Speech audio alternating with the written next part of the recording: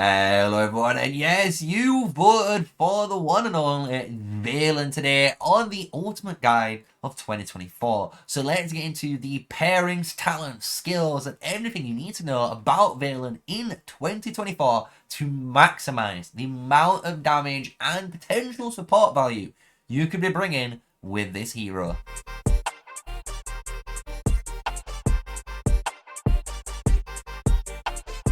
Hello everyone, yes, smash a like, comment and subscribe for more daily videos with me, MrSneakyy, and we're here on Call of Dragons, and you guys voted in the community section, like always, for Velyn for this week for the Ultimate Guide of 2024. So, let's break him down. I'm going to go through those skills, the pairs, the artifact, everything you need to make this guy cook in 2024. And he's a really good hero, and you can see I've almost got him fully awakened. So let's go into his skills first, because his skills is obviously what makes him, in my opinion, one of the best and the most versatile and future-proof. You heard that right, future-proof mage-based heroes that you're going to get access to, and even easily through the gold chest system, right? So the first skill, beautifully, 1200 damage. It's going to deal some extra AoE to nearby enemies. It is diffused, which means every time a nearby target takes AoE, it's going to do 15% less damage. So obviously it does 12,000, and then to the next two targets, imagine 15%, 15% less, right? Diffuses per additional target, right? Nice and simple. But the cool thing about this is we inflict a freeze. We reduce their march speed by 20%, which is a debuff for our march, and obviously allowing us to do some nasty things with our other murder ball to close down and kill the target. Really, really nice. Our three passive skills are really good for Velyn. First passive skill, 15% hero skill damage bonus, and more importantly, 20% march speed bonus. This is great for PvP because march speed is the king stat that all players need in their PvP kits. When you go into the third one, you get hero skill crit rate bonus, which is even more nuts that a gold key commander has this. 10% free hero skill crit for any future mage hero is obviously very happy about that, and giving them as well 15% defensive bonus in stats, so you can't even complain. To finish off his final passive, you're going to get the 20% march speed reduction applied onto their target as well, plus a magic defense break, which is really nice. So here is a really cool, basically double debuff passive that gets applied to your enemy's march. And once you've finished maxing out all of these skills, and they're all 555, you're going to get the Awakening, which is an additional skill called Snowblind. Whenever you cast your ranged skill, if that target's already frozen, meaning it's been hit by your freeze mechanic here from Frozen Start, or your freeze mechanic here from your Icy Introduction, or from your talent pages, or from other places as well, you're gonna gain an additional 400 damage factor. So his kit's very simple, does a ton of damage, does an insane amount of debuffing, which is very, very crucial for this guy's talent pages later on. So when we're going into his pairings, let's go from the start like always, right? You're in Season 1. The only mages you're going to get access to in Season 1 without obviously spending is going to be, sadly, Alwyn, your Atheist, Fear, and your Wildeer. These are the only mages you're going to get access to, because even, sadly, the one and only Indis, you're not going to get her maxed out, so you're not going to be even using Indis here in the early game. But in the early game with your Velyn, you can actually pair Velyn, as everyone will tell you, with your Wildeer or even your Atheist. These are two actually epic heroes with this mage hero that does surprisingly very well, because both of these heroes do two different styles of gameplay. Obviously, Wildeer promotes the most amount of combo synergy possible, and this, honestly, as you can imagine, is the most strongest free-to-play combo that you can ever unlock in the game, because it is an epic hero with a legendary based hero. But more importantly, the Wild Deer does, when you awaken this amazing epic hero, a freeze to the target, as well as boosting hero skill damage bonus from his third skill and giving you HP and attack stats from this second skill. So he's a really good hero. It gives you some sustainability. It gives you quite a lot of great debuffs as well onto that march. So this is a no-brainer when you're going into things.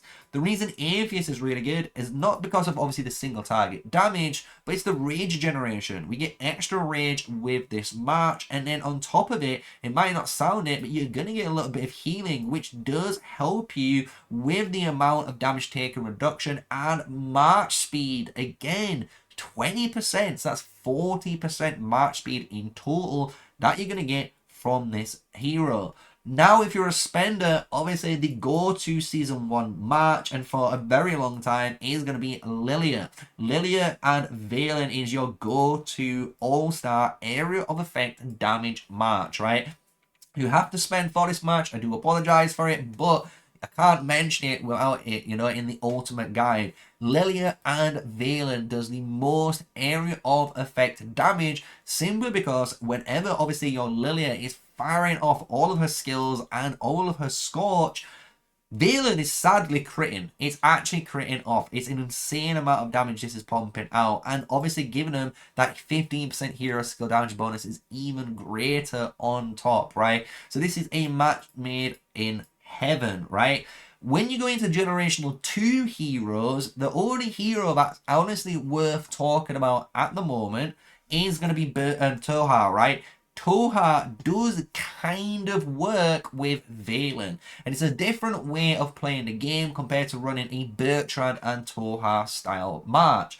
Because the thing is, with some players, and they'll always argue, even now with the free balls and the reload mechanic, Toha needs to obviously be not moving realistically, or his enemy can't be moving for him to deal damage, right? He needs those free balls. His enemies run away. He's not throwing those free balls, so he's not dealing damage. But with Velyn, it's really nice, because obviously the Toha is going to get the free freeze, so he's slowing down on top. And then as well, with all of this, you are going to be dealing some great damage, right? You get 30% extra hero skill damage bonus. You're going to get as well great defensive stats here, and 35% attack, which is nice. Really, really nice. So I know a lot of people probably want me to say it, which is the Velyn and Toha. So that's the match that's in here. I wouldn't recommend anywhere else, like the Bertrand. Would not recommend that at all, right? But there's one more match we do need to talk about, and it is at the end game. And what I mean by the end game is when you finally awaken the Grandma, my one and only savior to T4 players, and a lot of T5 players are starting to pick her up. And the thing is, Velyn and Indis, I think, is going to be the go-to support mage meta march, and I mean that. And the reason I mean this is because this guy does an insane amount of debuffs and some great damage on his own. But with Indis, especially when she's awakened, you're going to increase even more damage. 20% extra damage taken, which is another debuff applied to that march, as well as granting you just some great HP stats, and again, 50% counterattack damage reduction, which is very, very key when you're hitting against T5 players. So this is one pairing I really wanted to talk about to you, because with one of the talent pages I will be showcasing, this pairing does really, really well with it, right? So that's all of the pairings covered. I've gone through all of the stages so far of the game. I wouldn't recommend it with anyone else. Personally, those are the heroes I see Velyn use the most and with the most potential, right?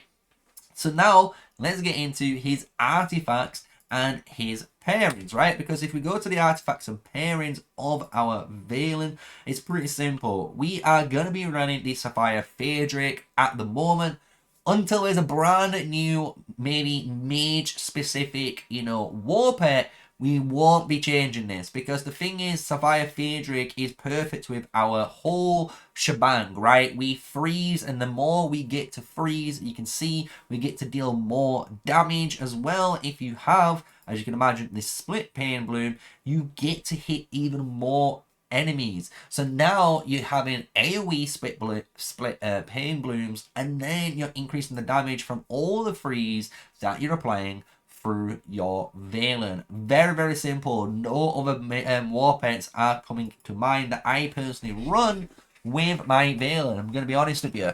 But when it comes to your artifacts of choices do depend on what you want to do. If you want to be a supportive player, or if you're very, very weak and you want to survive, Tear of Arbonne is actually a underrated artifact. It's giving you a ton of defense, 62% defensive stats, and 5%, guys, damage reduction when you get it maxed out. It is no laughing matter on how much defense capabilities this artifact gives. Plus, it's healing you too, which is really, really nice.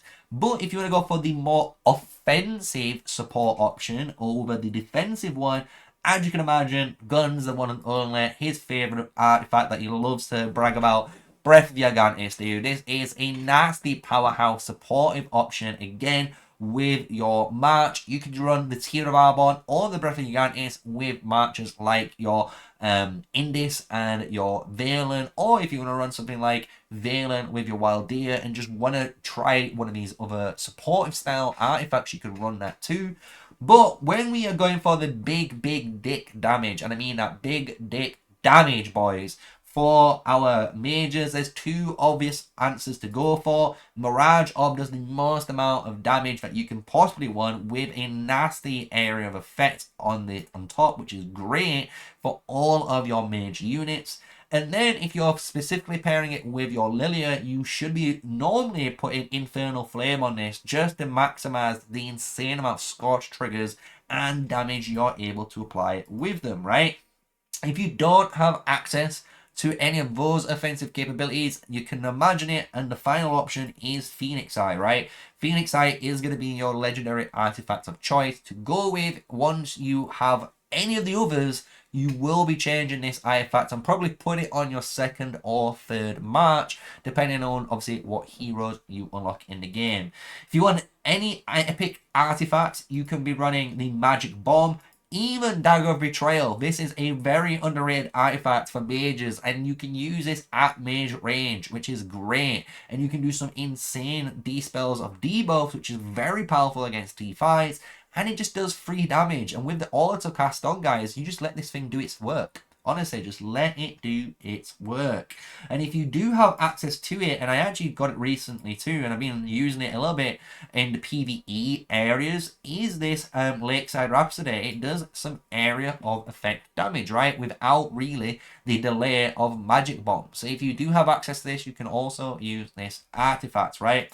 So those are the war pets, obviously the pairings and the artifacts and skills covered for Velyn in 2024. So now let's go into the juiciness. The two main talent pages that I only run currently on my Velyn. So let's check them out for you guys. Welcome to the talent section, and this is easily my first and spiciest talent page that I really have fallen in love with, and it's called the Debuffer. As you can imagine, it's all about applying debuffs to maximize the backstabber triggers, and on top of this, actually swing the fight into your favor. There is some very obviously bad trades that you could be doing. This whole tree is designed to be a support. So if you want to run like your Velyn Wild Deer and use it more of a supportive march, you can be using this tree. Or more importantly, if you're going to be running Velyn and Indis, this is the tree that I would be running with Velyn and Indis, right? So the way it works is pretty simple. We're going to go into our control tree first, and the way I love running this new control setup is going into overall speed to get the march speed, and then getting the normal attack reduction because of all the archers around here, on top of the actual skill damage reduction. And a lot of people are probably wondering why I've not taken head held high, and if you've noticed, we will be grabbing it later on in the PvP tree, so we don't need to double it up in this talent section. When we go into the main keystone, Soul Siphon is going to be the one we want because we are going to be targeted quite a lot and we really do want to steal Rage from players. Stealing Rage means that's 40 taken from their bar and you've gained it. So you've delayed them and you're going even quicker. So this is a very important keystone for you to have. But this is where the build starts to turn up, and I mean it starts to turn up. So you want to put 1 point into Blindside. You guys should know this if you follow my channel. This is my favorite 1-pointers in the entire game. It basically allows you, when your Velyn March enters battlefield first, because it will enter the battle first, it slows down that target for 10 seconds by 6%. And that 6% is enough slow for your other 4 marches to get in and start running it down as well. So you can swarm it with your 5x, 4x, whatever you want, right? So that's really good. But on top of it, we get, as you can imagine, 2% damage. We love it. 2% damage, boys. And that's all damage dealt, guys. This is your normal attacks, counter attacks, hero skill hits, crit damage, you name it. That's 2% more flat for 5 seconds when this triggers, which is great for 1 point, right? So then, with your other 4 points, you can imagine we're going to go and get 3.2% extra more skill damage. It's so nice to have that as well, as you can imagine, just to boost our main damage. And what I do here is pretty simple. Put all 5 points at first into Tremble, reducing the enemy's attack even further by 5%. And as you can imagine, reducing their attack by 5% is going to trigger Backstabber. So that's another trigger on your damage increase.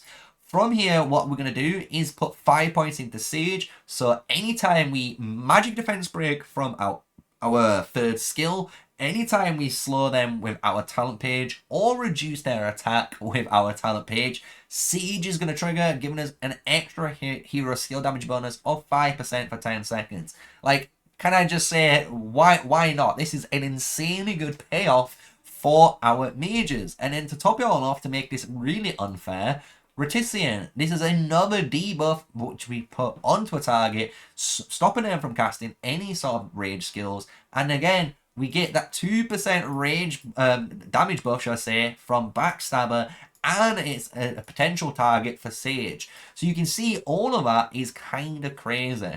So what I do from here is pretty simple. I actually put 1 point into Ambush, and that allows me to put a defense break of only 1%, and I'm not bothered about really the 1%. I'm more bothered about the debuff, right? And that's going to give me an extra 2% from Backstabber. And once I've put that 1 point into here, I go straight into the PvP tree. And this is where we just round up the build. We get extra overall attack, we get 10% extra overall speed, so in total we get 20% march speed here, and then we get our head held high, generating us some nice rage now with that soul siphon from back here. And then it's up to you if you want to go for a more defensive approach, but I actually really do like increasing the damage dealt. We do some nice damage by increasing this, and you can imagine from here, it's a really simple build, right? All you want to do with this build is put it on like your Velyn and your Waldeer, or Velyn and your Indis, and both of those marches are trying to basically debuff as much as you can with those hero skills and this talent page, right? So nice and simple. The second page though that I really want to talk about is this page, and this is kind of the PvP page. It's very simple in that same regard, but it's a lot of a, you know, different approach in the beginning, right?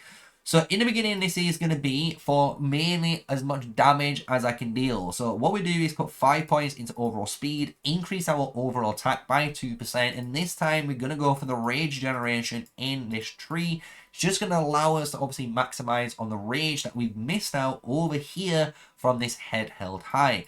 If you want to put 1 point now into your blind side, you can. But just remember, if you put it in now, once you finish this tree, it is technically delaying you by 1 level when you're going up into this final part, right? So basically, this could be your level 60 talent point. You could put it there, or it could be once you've done, you know, your first 15 points or 16 points in this zone. I'll leave that up to you.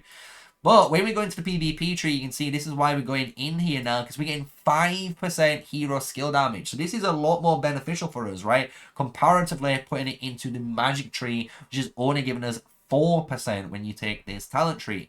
The beautiful thing is we're going to go into Armor of Valor, and then with this, getting more march speed. So you can see now we've got 10, 20, and 30% march speed, plus the march speed we gain from our Velyn, are making us get in and out of PvP super fast, and take actually advantage of that freeze mechanic as well with our hero. And then we're going to go straight up 1.5% extra damage dealt. Anytime we kill anyone in this game, basically on a 10-second cooldown, we heal 300 troops. And then Blessing of Fury. Anytime we cast that Rage skill, we get Vigor, increasing our HP by 10%. And I really like this page. Honestly, it's 30% march speed, which is absolutely absurd. And some players might, use a very similar setup. Instead of using the control tree here, you can go down the magic tree with your mage here, having your march speed here, and like I said, getting intimidation into magic maelstrom. That is a very good option too if you don't want to go down the control route, but you want to maintain this PvP tree, right? But this is going to be the tree I'm showing you. This is the one I would recommend basically 9 times out of 10. It's super safe. You can run this on any mage and you're going to do some great damage, some great rage generation too with it for your PvP. So just to go over the first one more time, this is your first build. This is for debuffs. If you want to debuff the enemy, keep them from basically doing as much damage to you while applying as many backstabber triggers here as possible, this is the tree for you, right? So that is going to be it. Velyn Ultimate Guide, 2 talent trees there for you. All the information you need for all the pairings from the beginning, moving on into the generational 2 heroes, and you got to wait, unfortunately, for the generational 3 heroes to come out. And when they do come out, guys, you can imagine I will give you my first impressions, first review on how they're going to be working well with our main boy here, Velyn. So if you've enjoyed this ultimate guide for the main man, smash a like, comment, and subscribe, guys. And until the next video, stay safe, stay sneaky, and peace out.